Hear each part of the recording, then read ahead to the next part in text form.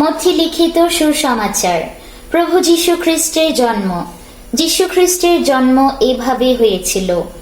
যোসেফের সঙ্গে যীশুর মা মরিয়মের বিয়ের ঠিক হয়েছিল, কিন্তু তারা একসঙ্গে বাস করবার আগেই পবিত্র আত্মার শক্তিতে মরিয়মের গর্ভ হয়েছিল। মরিয়মের স্বামী যোসেফ সৎ লোক ছিলেন। তিনি লোকের সামনে মরিয়মকে লজ্জায় ফেলতে চাইলেন না। এই জন্য তিনি গোপনে তাকে ছেড়ে দেবেন বলে ঠিক করলেন।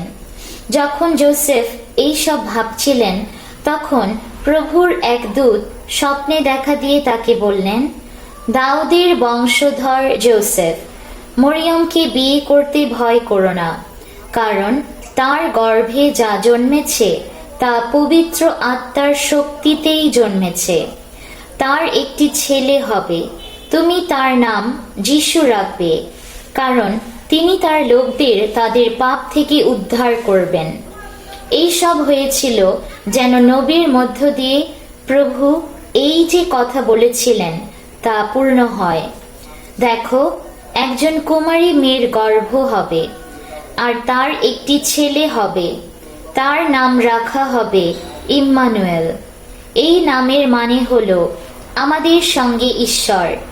প্রভুর দূত যোসেফকে যেমন আদেশ দিয়েছিলেন, ঘুম থেকে উঠে তিনি তেমনই করলেন। তিনি মরিয়মকে বিয়ে করলেন, কিন্তু ছেলের জন্ম না হওয়া পর্যন্ত তার সঙ্গে মিলিত হলেন না। পরে যোসেফ ছেলেটির নাম যীশু রাখলেন।